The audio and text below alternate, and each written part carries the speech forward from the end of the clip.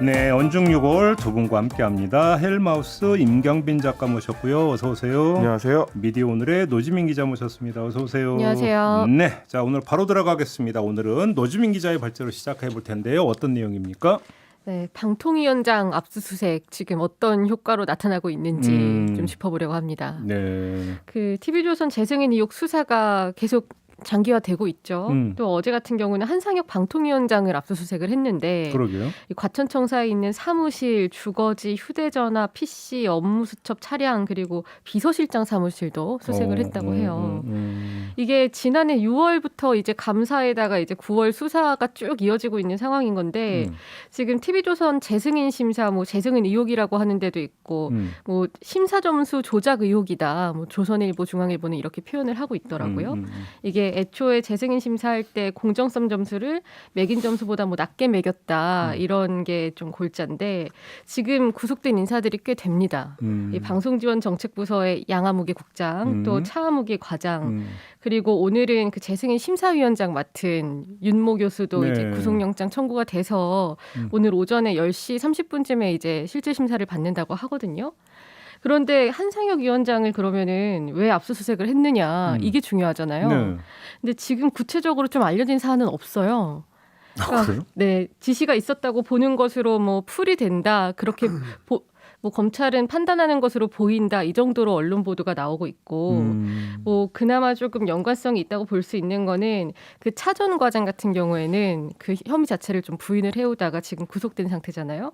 근데 방통위 상임위원들에게 보고하지 않고 조건부 재승인 의결하게 한 그런 공무집행 방해죄로 구속 기소됐는데 그런데 진술하는 과정에서 뭐 한 위원장 지시가 있었다 이런 취지의 진술을 한 걸로 알려졌다. 요 정도까지만 나와 있어요. 근데 저는 일단 여기서 또 잠깐 새끼를 빠져서 압수수색을 할 때면 요것만이 아니라 그 전에 여러 번 느꼈는데 이렇게 뒷북 압수수색해서 건지는 게 뭐가 있어요?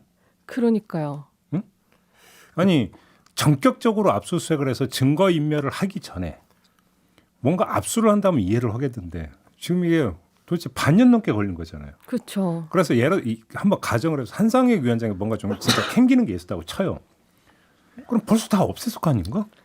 그러니까 처음에 정말 좀 이렇게 확실한 정황이나 물증이 있으면 방금 말씀하신 것처럼 바로 치고 들어갔어야 되는 거죠. 어떻게 보면은. 그러니까 이제 가끔 아니 저는 꼭 이 건만이 아니라 그 전에도 워낙 이런 게 많아서 압수수색이라고 하는 게 정말로 수사 물증을 확보하기 위한 과정인가 아니면 뭔가 보여주기 자원인가 종종 그런 생각을 하게 돼요. 실효성이 있느냐라는 거. 사실 그래서 이번 뭐 전국을 전반적으로 보면 뭐 민주당 관련된 혹은 뭐 이재명 대표 관련된 수사까지 포괄했을 때 그러다 보니까 법원이 압수수색 관련된 영장은 너무 쉽게 내주는 거 아니냐라는 얘기들도 뭐 그래서 나오는 것 같고요. 압수수색 영장에 대한 실질 심사 이야기 나오니까 또 이제 검찰은 막 들고 일어났던데요. 그렇습니다. 말이 되는 얘기냐 이런 근데 식으로 이제 해가지고. 전에 제가 그 시사방송 작가할 때 좀 취재를 해봤을 때는 검찰 출신 변호사도 몇 명한테 물어봤을 때 압수수색이라는 걸 하면은 생각보다 인간이라는 존재는 실수를 하는 존재이기 때문에 조금 뒤늦게 해도 뭔가 건질 게 나오는 경우들이 있대요. 아니 물론 이제. 과거 국정농단 사건 때 이른바 문고리 3인방 중에 한 사람의 그 핸드폰이 하나가 나와가지고 그렇죠. 그렇죠. 결정적인 저기 뭐냐 물증으로 쓰였던 적이 있긴 있죠. 네. 그러니까 물론 그런 가능성을 완전히 배제할 수는 없지만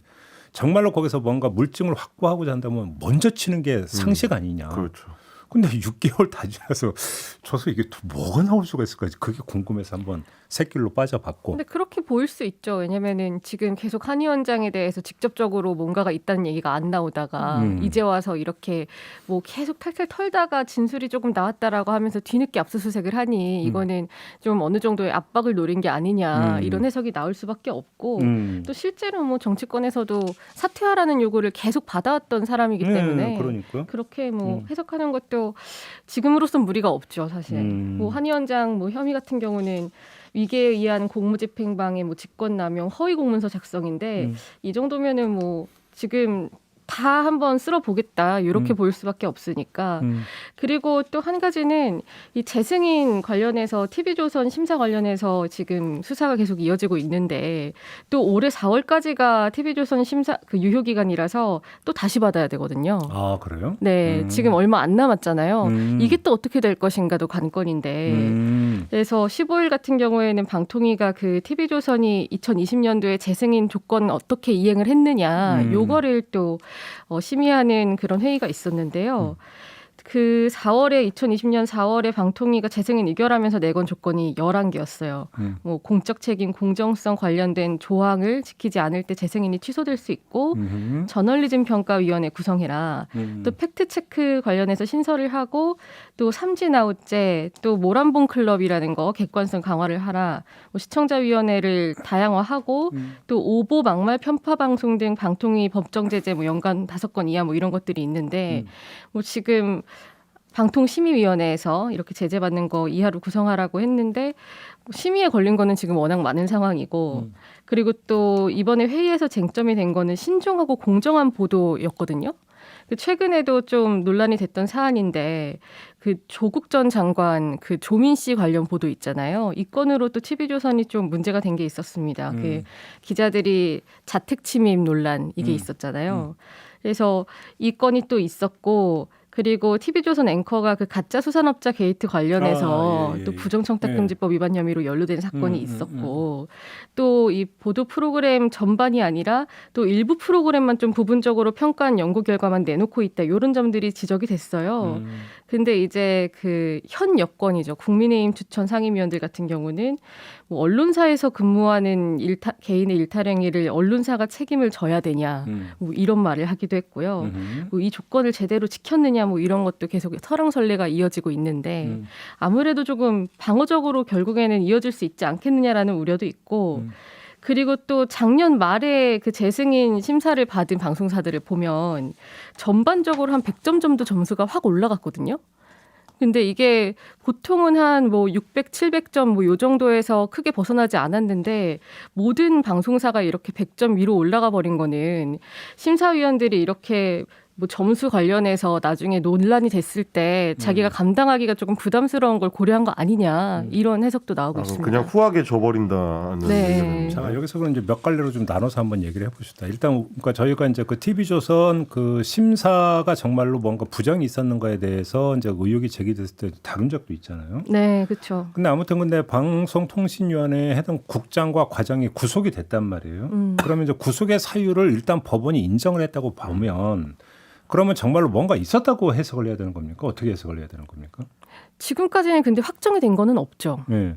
근데 어젠가 뉴스 보니까 또 방통위 직원들은 뭐 모금 운동한다 뭐 이런 뉴스를 제가 본 바가 맞아요. 있어요. 네, 지금 구성원들이 억울하게 이렇게 가 있는 구성원들을 위해서 자기 업무를 하다가 갔는데 이분들을 위해서 우리가 이렇게라도 좀 힘을 모아주자 이러고 그럼 방통위 했죠. 직원들은 그걸 인정을 안 하고 있다는 얘기가 되는 건가요? 그렇죠. 그러니까 방통위 내부에서는 뭐 그동안 당연히 해오던 일을 했을 뿐인데 이렇게 잡혀가고 탈탈 압수수색도 뭐 당하고 구속되고 하는 걸 보면 뭐 무서워서 여기서 일을 할 수 있겠느냐 이런 반응도 나오고 있죠. 알겠습니다. 근데 뭐 어차피 이거는 지금 그러면 위법 행위가 있었느냐 없었느냐는 저희가 여기서 지금 추정할 수 있는 그렇죠. 성질의 문제는 지금은 아니니까. 판단을 할 수 없는 거죠. 그렇다 치고 결국 이제 처음부터 나왔던 얘기는 결국은 타겟은 한상혁 위원장 아니냐 이런 얘기였잖아요. 그렇죠. 그러니까 지금 요번에 이제 한상혁 위원장을 상대로 한 압수수색도 역시 마찬가지 맥락으로 이해를 한다면 제가 궁금한 게 아니 7월 되면 어차피 물러날 사람이잖아요.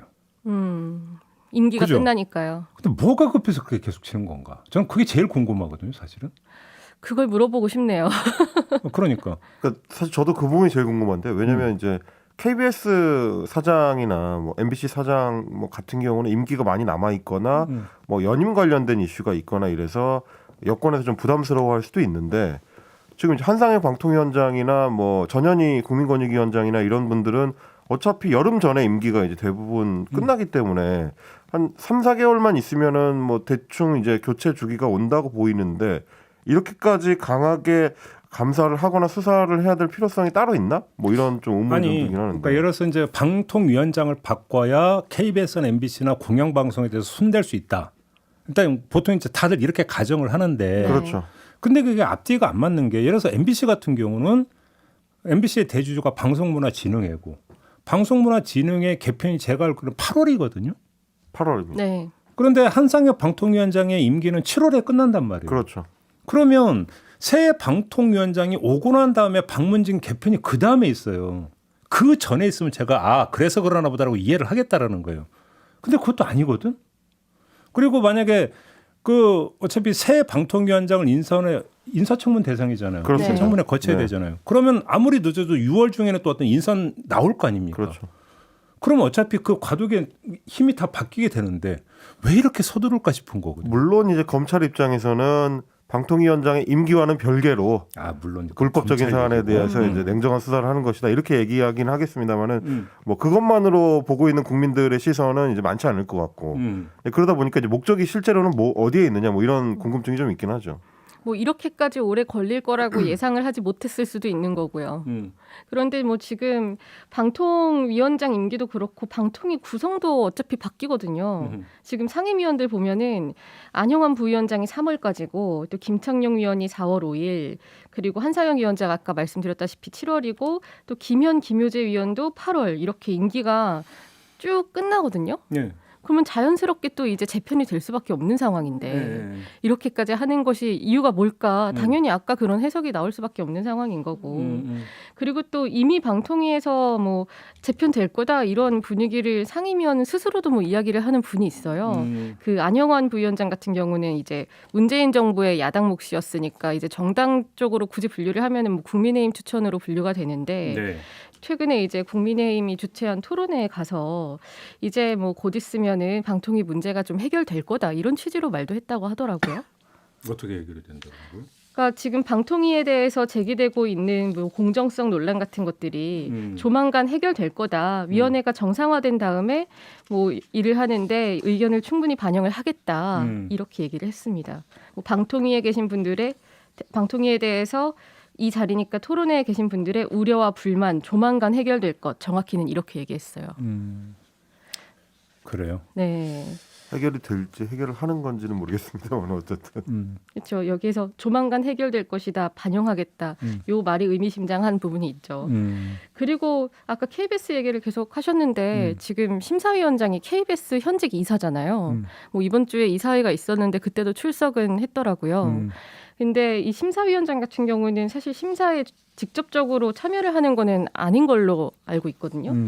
그런데 이 KBS 이사를 향해서도 지금 퇴진하라 이런 요구가 지금 현 여당에서도 나오고 뭐 KBS 내부에서 좀 보수 성향으로 분류되는 그런 직원연대라는 단체에서도 나오고 만약에 근데 네. 오늘 영장 실질 심사가 있고 만약에 영장이 발부가 되어버리면 네. 그 얘기는 더 세게 나오게 되겠죠. 그렇죠. 이미 이게 심사를 받기 전부터도 얘기가 되고 있는데 네. 오늘 이제 뭐 영장이 나오면 그 다음부터는 이 목소리를 더 세게 낼 수밖에 없고 그런데 지금 그럼 이사직은 어떻게 되느냐 궁금해서 좀 알아봤거든요. 예. 근데 이사회 차원에서는 지금 방송법상 결격 사유가 해당되지 않으면 이사직은 유지된다 이렇게 판단은 하고 있는 것 같아요. 방송법상 결격 사유? 네, 방송법상 이제 공영방송 이사 같은 경우에는 결격 사유를 좀 몇 가지를 규정을 해놨는데 어떤 거죠? 네. 그 당원 신분 그리고 대통령 선거 고문이나 자문, 대통령직 인수위원회 뭐 이런 걸 맡은 지로부터 3년이 지나야 되고 최소한 그리고 금고 이상의 실형을 선고받았거나 법원 판결로 이렇게 문제가 됐을 때예요. 기소가 아니라 네, 그러니까 판결로. 네, 확정 판결이 나와야 된다는 거죠 유죄로. 그래서 이 법률적으로는 결격 사유가 있을 때까지 이사직은 유지가 된다. 이제 다만 이제 바깥에서 그리고 안에서 이 이사직에 대해서 문제 제기를 계속하는 목소리는 압박이 있을 수밖에 없겠죠. 그렇게 되겠죠. 네. 근데 이제 저는 또 오늘 아이템을 보면서 그 생각을 한 게 뭐 지금 이제 방송통신위원장과 관련된 이슈도 있고 그리고 KBS 이사진과 관련된 이슈 그리고 박문진 이사진과 관련된 이슈 이게 다 결국은 이제 공영방송사들의 이제 사장단과 관련된 거라고 이제 안팎에서 이제 보고 있는 건데요. 근데 문제는 이제 방송통신위원장을 바꾸거나 혹은 방통위의 구성을 바꿔서 혹은 뭐 KBS 이사진을 바꿨을 때 지금 있는 사장단을 물러나게 할 수 있느냐는 좀 문제가 있습니다. 이게 왜냐하면 문재인 정부 때도 고대영 KBS 사장이라든지 뭐 이런 인사들을 이제 이사회를 통해서 물러나게 했다가 네. 엊그제 이제 고대영 사장 같은 경우도 이제 해임이 그 부당했다. 판결이 2심에서 나왔거든요. 네. 근데 사실 그런 판례가 이미 만들어져 있기 때문에 지금 임기를 뭐 새로 만약에 연임이 된다면 박성재 사장이 새로 시작하게 될 뭐 박성재 사장이나 연임이 된다면 혹은 KBS 사장 같은 경우도 지금 임기가 24년까지거든요. 이분들을 중간에 물러나게 하는 게 사실상 굉장히 어려운 상황이기 때문에 무리하게 방통위에 뭐 변경을 시도하거나 혹은 KBS 이사진의 변경을 시도하는 게 실익이 있을까? 그러니까 이제 혹시 뭐 불법적인 요소를 검찰 수사나 감사를 통해서 밝혀내서 해임 사유를 만들어낼 수 있으면 그게 가능하겠습니다. 만약 그게 안 되면 이사진 바꾼다고 해서 뭔가 특별한 변경 시도하기가 좀 쉽지는 않은 상황이거든요. 그런 부분들을 고려했을 때 지금 여권이나 혹은 뭐 이제 정부에서 하고 있는 시도들이 실효성이 있는 건지 저는 좀 그게 좀 의문이 들긴 하거든요. 근데 또 어떻게 보면 그 판결이 나중에 법적으로 불법적이었다라고 나오기까지는 지금으로부터 한참 뒤에 있는 걸 거고 시간이 오래 걸리죠. 네, 사장이 바뀌는 효과는 즉각적으로 나타나겠죠. 근데 진짜 말씀하신 부분이 참 지금 항소심 같은 경우에도 고대영 사장도 보면은 그때 해임 사유 같은 것들이 1심에서와 2심에서 판단이 조금 달랐어요. 이게 인정이 된다고 본 부분도 있고 안 된다고 본 부분도 있는데 어쨌든 요지는 이 사유가 문제는 맞지만 이걸 가지고 해임까지 가져가기에는 무리하다.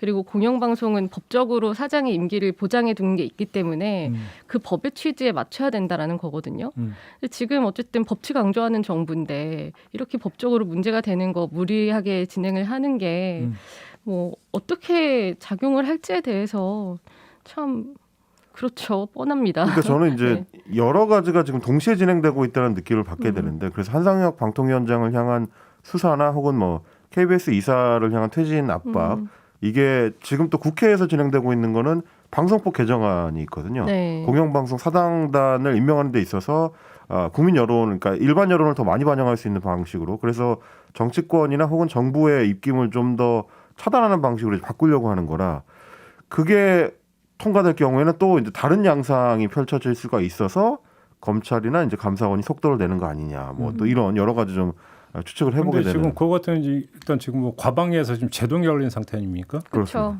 그리고 뭐 대통령이 그거에 대해서 뭐 거부권을 행사할 수도 있는 있다, 거고요. 뭐 이런 거고요.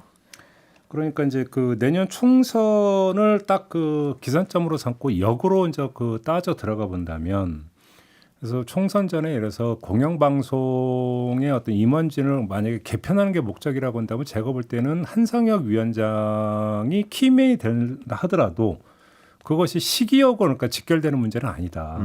시기하고 그렇게 놓고 본다면 그럼에도 불구하고 서두른데 또 다른 이유가 있는 것이냐. 사실은 이게 지금 체크 포인트라는 거죠. 그렇습니다. 네. 근데 이제 그거에 대해서 지금 이제 누구도 아는 바가 없다.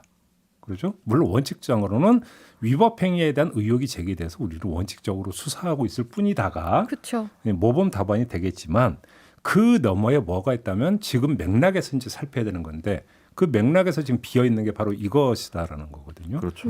그것이 그 다음에 이제 보통 공영방송에 대해서 이야기를 하면서 뭐 불공정하다, 편파적이다 이런 얘기를 이제 주되게 하는데 그러면 그것에 대한 어떤 주된 거 창구는 방통위가 아니라 방심이죠. 네. 방송통신심의위원회죠. 그렇지 않습니까? 방통위가 아니라. 한상혁 위원장이 뭐 MBC가 불공정 방송을 했다, KBS가 불공정 방송했다 이거 입에 올린 거 본 적 있습니까? 그리고 방통 상임위원들이 올린 적은 있긴 하죠. 네. 그거 심사를 합니까? 아니죠. 방심이 아닙니까? 다른 기구죠. 네. 그러니까 방심위에서 하는 거거든요. 그렇죠. 그렇게 놓고 본다면 뭔가 방송 구조를 좀 손대려고 하는 것이냐. 이것도 사실은 좀 체크가 돼야 되는 부분인 거죠. MBC DNA 바꿔야 된다고 계속 하잖아요. 그렇죠? 그래서 한번 궁금해서 드리는 지금 질문입니다. 시선집중 진행자는 MBC DNA와 어떤 상관이 있나요? 저는 그 MBC 직원이 아니거든요. 아. 네, 저는 내일이라도 그만두라고 하면 그 잘려야 되는 그런 위치에 있는 사람이기 때문에 네, 그 점을 말씀을 드리도록 하겠고요. 알겠습니다. 아무튼 수사의 이제 칼끝은 한상혁 방통위원장까지 이제 겨누는 어떤 형국이 되어버렸다. 네. 네. 이런 이야기가 되는 거죠.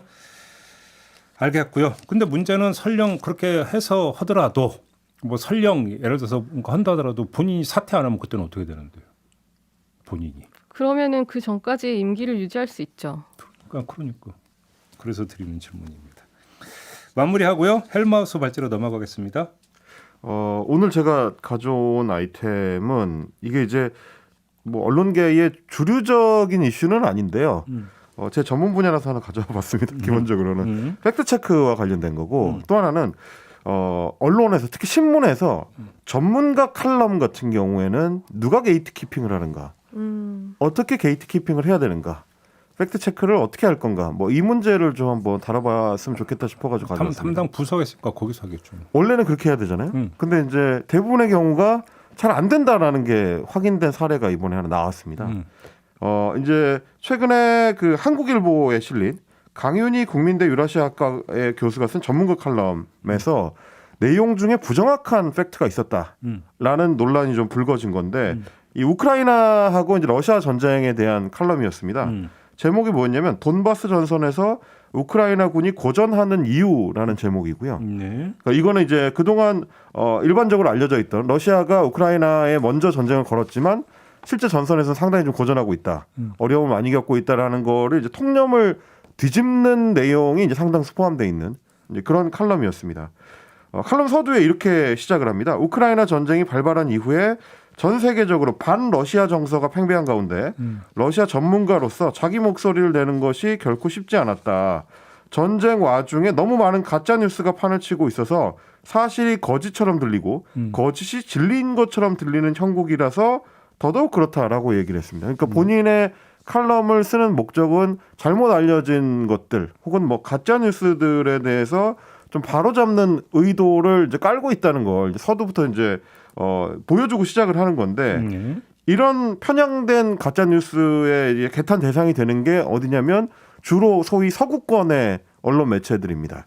뭐 뉴욕타임즈라든지 워싱턴 포스트라든지 뭐 영국의 가디언이라든지 그러니까 소위 이제 우크라이나 쪽에 우호적이라고 이제 볼 수도 있는 이제 그 기사들을 한국 언론이 무분별하게 그대로 흡수해서 보도하는 바람에 우크라이나 전황이 정확하게 한국에 알려져 있지 않다. 네, 이런 내용이 이제 그 칼럼 내용이었는데 저는 사실 이 칼럼이 온라인 커뮤니티에 올라왔을 때 딱 보고 제일 이상했던 게 제가 오늘 가져온 이제 표인데요. 칼럼 안에 그 이 필자가 정리한 내용을 바탕으로 해가지고 표를 집어넣어놨는데 네. 표가 너무 이상한 거예요. 이 병력 손실에 대해서 그리고 이제 장비 손실에 대해서 서술을 했는데 지금 이제 유튜브 보시는 분들은 보실 수가 있는데 러시아군의 병력 손실이 6만 3천 명으로 잡혀 있는데 우크라이나의 병력 손실이 무려 40여만 명이라고 되어 있습니다. 네. 그리고 장비 쪽을 보면은 우크라이나가 이제 전차하고 장갑차를 합쳐서 6,320대를 잃었다. 방공 시스템에 뭐 거의 한 500개 유닛 정도가 파괴됐다. 이렇게 돼 있는데 저는 이걸 딱 보는 순간 아니 무슨 우크라이나의 전차가 저렇게 많아? 이런 생각이 바로 들거든요. 네. 왜냐하면 전 세계에서 이제 군사력 세계 6위 정도로 평가받는 한국군이 전차하고 장갑차 다 합쳐서 6,000대가 안 됩니다. 근데 우크라이나가 잃어버린 그러니까 전쟁에서 손실된 숫자만 6,300이면 한국군을 능가하는 수준의 육군 병력을 보유하고 있었다는 얘기가 되거든요. 네. 이게 약간 좀 앞뒤가 안 맞는 거죠. 저희가 원래 이제 알고 있던 사실관계하고도 안 맞는 거고. 또 한 가지는 병력 손실이 40만 명이라고 하면 우크라이나가 보유하고 있는 병력이 40만 명이 훨씬 넘는다는 얘기가 되는 거잖아요. 잃어버린 병력이 40만이면. 근데 우리 한국군의 병력이 한 50만 명 수준입니다. 그럼 우크라이나의 역시 이제 병력 수준이 한국을 뛰어넘는 수준이었다라는 얘기가 되는데 이것도 역시 비교해봤을 때는 좀 이상하고요. 근데 잠깐만요. 근데 병력 같은 경우는 네. 그래서 그 정규군과 전쟁이 발생하면서 했던 어떤 수많은 자원병이 있잖아요. 그렇죠. 이것까지 고려가 돼야 되는 거 아닌가요?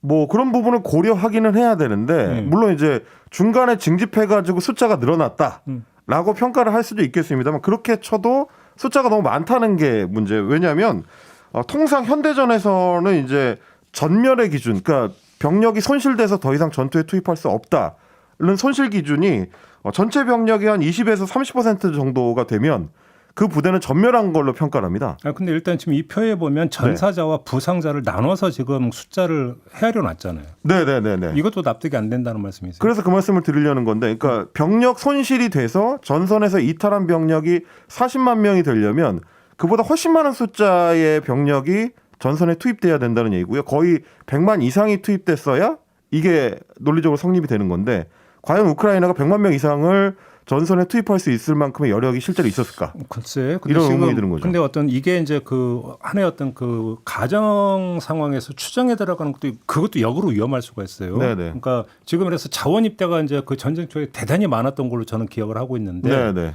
그래서 그러니까 정규군에다가 자원 입대했던 어떤 그 병력까지 합쳤을 때 토탈 얼마인지를 지금 모르는 상태에서 이렇게 지금 추정하는 것도 무리가 있을 수가 있고. 아, 이거는 제가 이제 표를 보고 이상했던 점을 말씀드리기 위해서 말씀드린 거고요. 그러니까 실제로는 소위 서구권 언론이나 이제 미국 국방부나 영국 국방부가 추정한 병력 손실이 한 15만 명 정도라는 보도가 이미 있습니다. 그러니까 이제 해당 칼럼은 그거를 반박하기 위해서 이 표를 만들어서 그 숫자를 소개를 한 건데 그 숫자가 부풀려져 있을 가능성을 보는 순간 좀 느낄 수가 있다는 거죠. 그래, 그 총평은 좀 이따 이야기를. 그렇죠. 그다음에 네. 이제 그 전차, 장갑차 같은 경우도 그게 진짜로 6,320대가 그러면 손실된 거냐? 네. 숫자에 그 차이가 있다 하더라도 최근에 나왔던 게 우크라이나에서 EU 쪽에다가 계속 전차 지원을 요청을 했다. 네네. 이 이야기는 계속 나왔고. 그렇죠. 그래서 뭐 독일에서 뭐 레오파드를 그러니까 지원을 하네, 뭐 미국에서 에이브럼스 지원을 이런 얘기 많이 나왔잖아요. 네네. 이렇게 놓고 보면 상당한 손실이 있던 것도 사실 아니에요? 그렇죠. 그러니까 손실이 많을 수는 있는데 그 손실의 규모가 한국군 전체 장갑차나 전차 수준을 넘어설 수 있느냐? 그러면 여기서 그럼 우리가 지금 세어보지를 않은 상태에서 네네. 이게 숫자가 맞느냐 안 맞느냐를 떠나서 총 큰 그림이 뭐냐면 러시아가 정말로 우크라이나 그러니까 돈바스 이 전장에서 전선에서 고전을 면치 못하고 있는 게 네. 면치 못하고 그러니까 있는 게 맞느냐 아니냐 이 부분을 좀 따져야 되는 거잖아요. 크게 그러니까 놓고 본다면. 뭐 그렇죠. 그러니까 아주 냉정하게 얘기하면 어쨌든 결국 한국에서 뉴스를 접하는 우리 입장에서는 어느 언론의 보도를 접하느냐에 따라서 달라질 수도 있다는 얘기가 되는 건데요. 대체로 유수의 유력 언론들은 러시아가 상당히 고전을 하고 있고 물론 최근에 이제 봄 직전에 해가지고 이제 반격을 시도하고 상당히 그게 먹혀들고 있다는 얘기는 있습니다만 전반적으로 러시아가 원하는 방식으로 지금 전쟁이 흘러가고 있지는 않다. 이것까지는 이제 소위 서구 언론을 통해서 어느 정도 확인이 된 사안이라고 할 수 있겠는데 바로 이 지점에서 네. 평가의 관점의 차이가 나올 수가 있다고 저는 보는데 왜냐하면 제가 이 말씀을 드리는 것도 저희가 이제 그 다시 만난 세계는 이런 데서 한번 이제 짚은 바가 있는데 네네네. 지금 그 돈바스라든지 그 동부전선 부분에 그러니까 몇 개 어떤 도시를 지금 러시아군이 지금 장악하고 있는 건 사실이잖아요. 그렇습니다. 우크라이나군이 지금 탈환을 못 하고 있는 것도 사실이고. 네네. 그래서 지금 그 러시아 전문가든 우크라이나 전문가든 그러니까 좀 약간 공통 분모가 교집합이 형성이 되고 있는 전망이 뭐냐면 만약에 전쟁이 종전 상황으로 간다면 러시아가 지금 어떤 그 공업지대인 동부 그 지역을 장악하고 끝내는 그러니까 지금 시나리오를 이야기를 많이 하고 있어요. 뭐 실제로 미국도 그런 제안을 했었다고 얘기도 있었죠. 이렇게 놓고 본다면 우크라이나가 탈환을 하지를 못했고 러시아가 점령한 상태에서 유지가 되고 있다면 우크라이나가 고전하고 있다는 얘기도 성립이 될 수가 있는 거죠.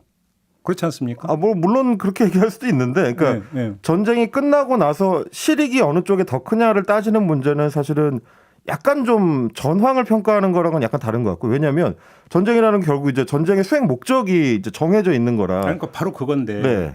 지금 그러니까 이 평가 고전이냐 아니냐라고 해서 평가하는 것에 그 관점의 차이가 있을 수 있다는 거예요. 지금 제가 드리는 말씀. 아, 뭐 물론 그렇습니다만, 그렇죠. 그러니까 러시아 입장에서 봤을 때 처음에 목적했던 바를 지금 수행하거나 달성하고 있느냐를 일단 따져봐야 될 것 같고요. 또 하나 이제 더 오늘 제가 이 칼럼을 보는 이유는 숫자가 정확하고 출처가 명확하냐 이제 이 문제입니다.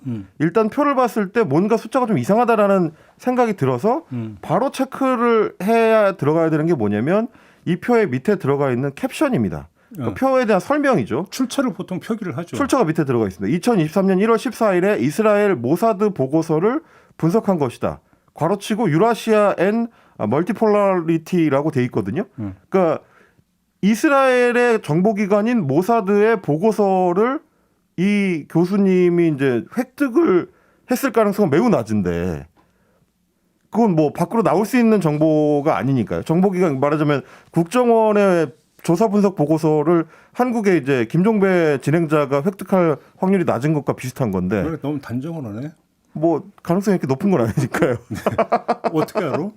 네, 그러다 보니까 그러면 도대체 이거를 실제로 모사드 보고서를 봤을 것 같지는 않고 그럼 뭔가 출처가 있을 거 아니냐라고 따져 들어가니까 이게 실제로는 튀르키예에 이제 본부를 두고 있는 한 언론 매체의 기사가 나오더라는 겁니다.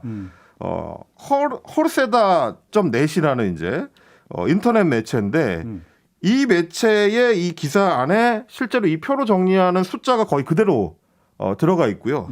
그리고 거기서도 모사드의 보고서를 참조했다라고 적혀 있는데 어떤 방식으로 이 정보를 획득했는지 같은 거는 자세하게 설명이 안 돼 있습니다.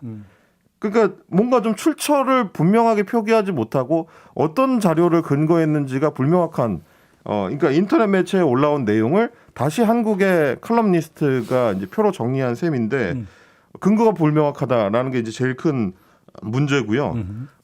그리고 이제 한 번 더 찾아 들어갔을 때 그러니까 이 후르세다 넷의 실제 원문은 유라시아의 멀티폴라리티라는 그 매체에서 가져온 건데 여기도 이제 퍼온 자료입니다. 근데 그 유라시안 멀티폴라리티라는 매체를 찾아가 봤더니 이거는 실제로는 언론 매체라고 보기는 좀 어렵고 텔레그램의 채널을 개설을 해가지고 요즘 이제 그런 방식으로 운영하는 서구권의 그 대한 매체들이 있는데 그런 텔레그램 매체입니까? 네 텔레그램 매체 중에 하나다. 그리고 허르세다 넷이나 혹은 유라시아인 멀티폴라리티 두 개 다 마찬가지로 반유대주의 같은 극우적인 의견을 많이 이제 담고 있는 극우 음모론 매체 쪽에 조금 더 가까워 보이더라. 라는 얘기입니다. 필진들이 이제 쓰고 있는 어떤 내용이나 뭐 이런 것들을 봤을 때 그렇다는 거고요. 그리고 유라시아인 멀티폴라리티 같은 경우는 또 한 번 더 추적을 해서 들어가면 알렉산드르 두긴이라고 예. 푸틴 러시아 대통령의 이제 정신적 스승으로 불리는 그 사람이 본인의 페이스북에 참조하라고 소개한 텔레그램 매체 중에 들어가 있습니다. 그러니까 이제 이거를 역으로 계속 따라가다 보면 결국에는 러시아 내에서 친러시아 성향의 음모론 텔레그램 매체에서 뭔가 근거 없이 만들어낸 자료를 포가고 해서 이게 한국까지 흘러들어온 거 아니냐. 이런 의문을 좀 갖게 되는 거고요. 어떻게 보면 이 과정 자체가 가짜 뉴스가 글로벌하게 생성되는 과정일 수도 있겠다. 자, 여기서 좀 정리 좀 할게요. 그러니까 미시적 접근이 있고 거시적 접근이 있단 말이에요. 네. 그러니까 미시적 접근이라고 하는 게 어떤 주장의 어떤 그 근거로 들었던 부분들이 어떤 그 근거가 정확한 데이터에 기초한 팩트냐 아니냐의 문제를 따지는 부분이라면 그러니까 거시적 접근이라는 것은 그래서 당신이 주장하는 거가 뭔데 에서 시작해서 그게 맞냐 그러냐를 따지는 거라고 만약에 분류를 한다면 네. 지금 자 헬마가 이제 지적하고 있는 부분은 전자. 그러니까 여기서 어떤 제시되고 있는 이 정보, 그러니까 데이터라고 하는 것들이 정확한 데이터이냐가 인가 첫 번째 문제제기고 그 문제제기를 하고 있는 것이 이 데이터의 출처가 그러니까 신뢰성 있는 곳이냐. 지금 그렇죠. 이 두 가지를 제기하고 있는 거잖아요. 저는 여기서 여러 가지 가능성이 물론 있을 수 있다고 생각을 해요. 있을 수 있다고 보고 그것들은 당연히 검증이 필요한 부분이라고 보는데 또 한 가지는 데이터라고 하는 것들이 데이터는 그 자체로 의미를 갖지를 않고 데이터가 해석이 됨으로써 거기서 의미가 창출이 되는 거거든요. 그 의미가 뭐냐? 우크라이나가 지금 여러 가지 어떤 전황에서 볼 때 러시아보다 밀리고 있다라고 하는 것.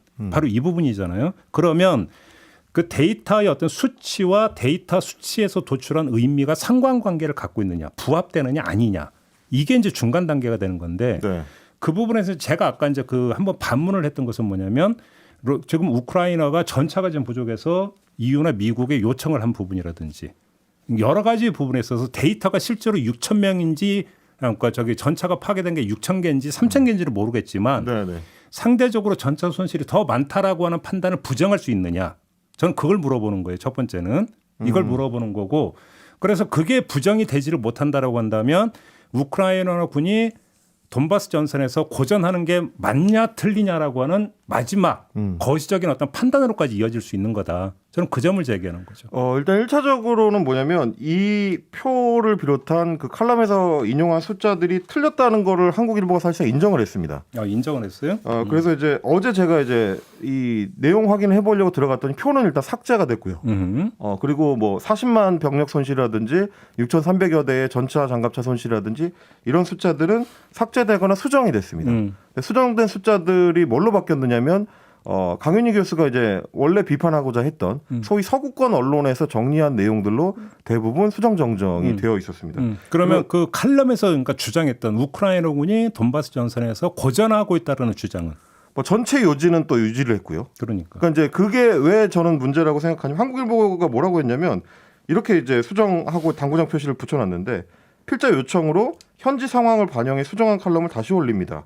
한국일보는 원 기사가 인용한 데이터를 토대로 시각물을 제작했으나 이 원 기사가 인용한 데이터라는 건 아까 제가 설명해드렸던 튀르키예의 극우 매체에서 인터넷 매체에서 만든 데이터고요. 데이터 자체에 대한 진위 논란이 있어 삭제했습니다라고 했습니다. 그러니까 이 데이터를 인용을 할 때 왜 중요하냐면 지금 러시아하고 우크라이나 같은 경우는 굉장히 강력한 프로파간다 전을 전쟁의 배경에서 펼치고 있는데 서로 손실이 크다는 거를 과장하는 방식으로 이루어집니다. 근데 병력 손실이나 뭐 장비 손실이 얼마나 큰가가 전황이나 사기에 영향을 미치는 게 상당 부분 있기 때문에 그런 식의 프로파간다 전쟁이 실제로 벌어지고요. 특히 텔레그램 같은 뭐 대한 매체들이 이제 그 중간 역할을 하는 경우들이 많기 때문에 그 정보를 정확하게 전달하는 게 상당히 이제 언론에서는 중요한 어떤 역할 중에 하나라고 이제 저는 일단 보는 거고 그걸 정확하게 팩트 검증을 해야 전황 파악을 하는 데 있어서 뭐 이게 중요한 어떤 요소가 될 수 있다. 말씀하신 것처럼 전쟁의 승패 같은 이제 큰 결정을 할 때는 뭐 중간중간에 뭐 가치 평가가 들어갈 수 있겠습니다만은 어쨌든 정확한 데이터에 이제 근거를 해야 되는 거라 틀린 데이터를 가지고 누가 더 유리하다 혹은 정도가 어느 정도다를 평가할 때는 좀 어려움이 있다. 큰 틀에서 이제 제가 아까 관점의 차이라고 했던 게 이런 걸 것 같아요. 그러니까 이제 그 러시아가 우크라이나를 침공한 어떤 직후에 나왔던 대체적인 전망은 압도적인 군사력으로 단기간에 끝낼 것이다. 러시아가. 그렇죠. 이 어떤 그 전망에 기초한다면 러시아가 고전하고 있는 건 100% 맞죠. 네네. 왜 그러냐면 애초에 전망하고 완전히 틀린 지금 전쟁 양상이 벌어지고 있으니까 그런 점에서는 고전이 맞아요. 네네네. 그렇죠? 그리고 우크라이나가 애초 예상보다 엄청 선전하고 있다는 얘기가 성립이 되는 거죠. 그렇죠. 그것이. 근데 돈바스 전선에서 그러면 러시아가 전략적 목표가 뭐였고 그걸 이루고 있느냐 아니냐라고 하는 걸로 한정을 해서 본다면 얘기가 또 달라진다라는 거예요. 그렇죠. 네네. 그렇죠? 네. 근데 지금 저 칼럼에서 이야기한 것은 돈바스 전선에서 우크라이나 군이 고전하고 있는 이유로 한정이 되어 있잖아요. 네. 그러면 저 칼럼은 틀린 것이냐 아니냐의 얘기는 또 달라진다라는 거예요. 그래서 아까 이 돈바스 전선에 대해서 러시아가 잡았던 애당초의 전략적 목표가 점령. 그래서 결국은 병합. 내지 그러니까 사실상의 어떤 병합이겠죠. 그렇죠. 이거를 염두에 두고 있다면 러시아는 그냥 지키면 되는 거예요. 간단히 이야기를 하면. 그 자체가 전황상 승리라고 봐야 되는 거죠. 전략적 목표를 만약에 그렇게 설정하고 있다면 그렇게 놓고 본다면 우크라이나가 이거를 탈환하지 못했다라고 한다면 고전하고 있는 게 맞는 거고. 그렇기 때문에 고전하고 있느냐 아니냐의 문제를 가지고 잘잘못을 가르는 것은 관점의 차이에 따라 다를 수 있다. 이 점을 저는 말씀을 드리는 거고. JB의 그 논조로 칼럼을 쓰려면 사실은 전쟁이 시작한 이래로 우크라이나나 러시아가 입은 전체 손해를 따질 필요가 없어집니다. 그 이제 돈바스라는 전황을 봤을 때 어디를 누가 점령하고 있고 어디서 누가 버티고 있고 그럼 맞는 혹은 얘기죠. 돈바스 전선에서는 병력 손실이 얼마고 장비 손실이 얼마고 돈바스 전선에 한정을 해서 이야기를 하는 게 맞는 그렇게 거죠. 얘기할 수 있습니다. 칼럼은 애초에 그렇게 시작하지 않았고 맞아. 지금도 마찬가지입니다. 그래서 이제 줄인 숫자는 어떻게 되냐면 우크라이나 군이 한 15만 명 정도의 병력 손실을 봤다는 게 서구권의 평가인데 그렇게 줄어들면서 러시아랑 병력 손실이 거의 비슷해졌습니다. 그러면 전혀 평가가 또 달라지게 되는 거죠. 근데 이제 이런 문제는 있겠죠. 그러니까 지금 주된 어떤 전선이 어디냐. 뭐 그렇습니다. 예를 들어서 우크라이나 어떤 전역에 걸쳐서 지금 전선이 형성이 되어 있는 게 아니라 주로 동부 우크라이나 입장에서는 동부 전선이잖아요. 그렇죠, 그렇죠. 그렇게 놓고 본다면 전체 전황상의 어떤 그 병력 손실이 어떤 그 동부 전선을 중심으로 했던 전환과 거의 상당 부분이 맞물려 들어가는 부분이라고 한다면 얘기가 또 달라질 수가 있는 거예요. 그러니까 지금 말씀하신 것처럼 칼럼의 목적이 있으면 이를테면 동부 전선과 관련된 돈바스 지역과 관련된 얘기를 하려고 했으면 더 세밀한 데이터를 기반으로 해서 어떤 일이 일어나고 있는지를 정확하게 전달하려는 노력이 좀 필요했다. 그 부분은 좀 지적을 하고 싶은 거고 그럼에도 불구하고 어떻게 보면 이제 칼럼의 목적과 상관없는 더 큰 데이터를 가지고 오면서도 그 데이터가 틀렸다. 아니 그리고 한국일보가 네. 스스로 내렸다라고 한다면 그렇죠. 그럼 더 이상 여기서 저희가 이야기할 이유가 없어요. 더 이상 이야기할 이유가 없고 저희가 과거에 연중 요구를 해서 한번 팩트 체크 부분을 팩트 체크가 어떤 맥락에서 이루어져야 되는가를 이제 이야기했던 거 기억나세요? 결국은 팩트 체크라고 하는 그 자체가 목적이 아니다. 팩트 체크를 하는 이유는 그게 기사가 되든 칼럼이 되든 거기서 주장하고자 하는 바를 입증하는 근거로서 팩트가 제시가 되는 건데 그러면 이 제시된 팩트가 지금 주장과의 상관관계가 어떻게 되느냐에서부터 팩트체크가 시작이 되는 것이다라는 거죠. 그렇죠. 기억나시죠? 그렇죠. 저는 그 차원에서 지금 말씀을 드리는 거거든요. 그래서 이제 그 차원에서 제가 말씀드리면 이런 겁니다. 그러면 결국 해당 전문가 칼럼이 논조에 맞지 않는 데이터를 썼거나 심지어 그 데이터가 이제 틀렸는데 중간 검증 과정에서 그게 걸러지지 못한 거고요. 심지어 그거를 이제 언론사가 보기 좋게 표로 정리해 가지고 이 기사의 소개까지 한 셈이 돼 버렸습니다. 그러면 우리 언론뿐만 아니라 사실은 이런 일들이 이제 해외 유수의 언론들에서도 종종 발생하는데 전문가 칼럼의 검증은 어떻게 누가 할 거냐 이런 문제인 거죠. 내가 교수님인데 기자분이 와가지고 이거 팩트가 틀린 것 같은데요라고 얘기할 수 있는 통상 이제 칼럼 담당자 몇 명이나 될까? 통상 제작자 입장에서는 전문가의 전문성을 신뢰를 하죠. 그렇습니다. 그렇죠. 그래서 그래서- 칼럼을 맡기는 거고. 그래서 이제 그러니까 각다 주는 어떤 그 데이터가 맞을 거라고 신뢰하고 신는 게 통상적인 예죠. 그렇습니다. 그렇죠. 근데 그럼 여기서 그게 틀렸을 경우에 어떻게 하느냐? 조금 전 내렸다며. 내리는 거죠.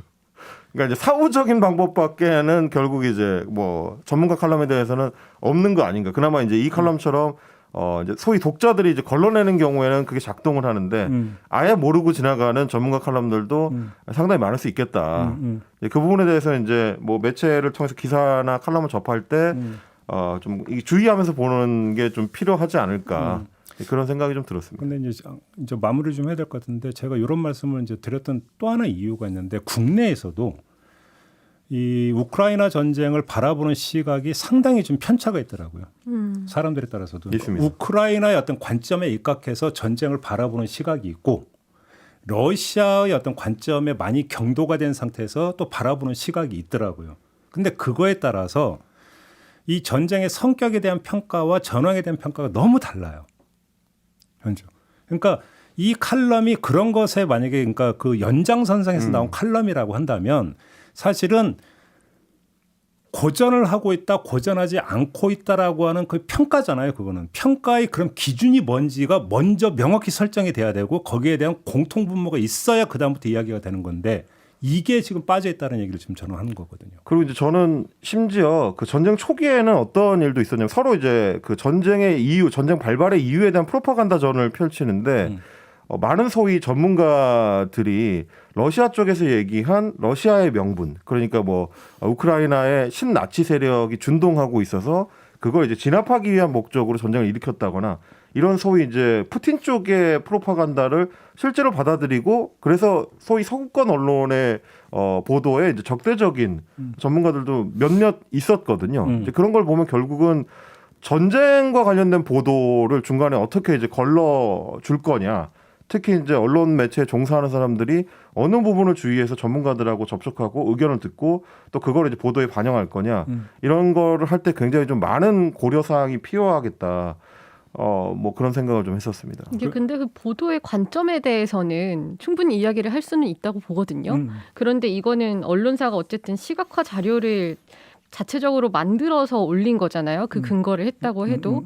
그래서 이 건 같은 경우에는 전문가의 칼럼에 대해서 어느 정도 개입할 것인가라는 질문에 대해서 고민을 했을 때 굉장히 어떻게 보면 단순한 사안인 거죠. 우리가 만들면서 출처 확인 정도는 정확히 해야 된다.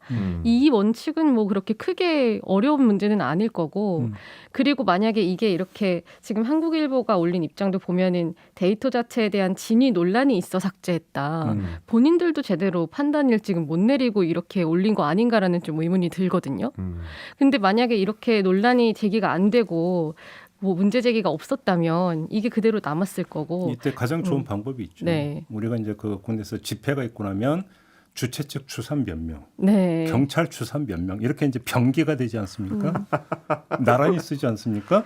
우크라이나 주장 몇 명, 러시아 주장 몇 명. 아니 실제로 그런 보도 많이 나오잖아요. 근데 이게 있었으면은 아마 이 기사를 보고 칼럼을 보고 다른 기사들이 또 보고 쓰고 또 보고 쓰고 아마 복제 재생산이 엄청 많이 됐을 거예요. 왜냐하면 표로 정리가 돼버리기 네. 때문에. 실제로 뭐 그 튀르키예 대사관 입장 관련 보도 같은 경우도 우리나라에서 이거랑 다른 건이기는 한데 뭐 언론 보도에 따르면 뭐에 따르면 나중엔 출처도 명확하게 밝히지 않고 이렇게 뭐 대사관이 뭐라고 말했다 이게 계속 무한 복제 되거든요. 그러니까 출처 부분을 부분을 굉장히 언론사에서 좀 소홀하게 여기는 부분이 있는데 그 책임을 좀 져야 되는 걸 좀 보여준 사례이기도 한 것 같아요. 알겠습니다. 이제 마무리해야 될 텐데 물론 지금 이제 헬마가 제기했던 부분들은 어떤 언론 보도에 있어서의 엄밀성 그 부분에 있어서는 그러니까 당연히 어떤 제기될 수 있는 문제라고 생각을 하고 다만 이 부분이 있는 것 같아요. 사실은 별로 이제 지금 그 두드러지게 나타나지 않아서 그렇지 이 우크라이나 전쟁을 바라보는 시각에도 상당한 차이가 있더라.